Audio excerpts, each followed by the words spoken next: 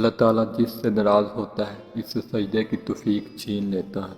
جسم کی تندرستی نماز میں ہے، دل کی طاقت تلاوت قرآن پاک میں ہے، دماغ کی قوت ذکر الہی میں ہے۔ نماز مصروف زندگی کو بھی آسان بنا دیتی ہے۔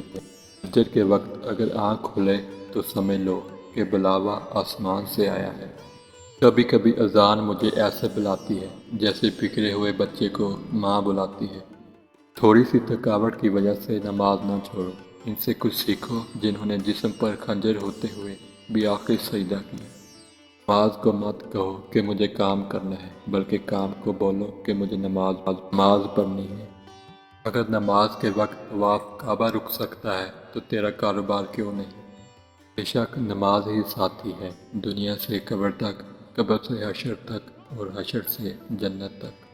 جو نماز نہیں پڑھتا وہ سکون کا مطلب نہیں جانتا۔ نماز ہر انسان کے لیے تحفہ ہے جو اللہ سے محبت کرتا ہے۔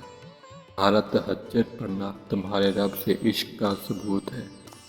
نماز اللہ سے ملاقات کا بہترین ذریعہ ہے۔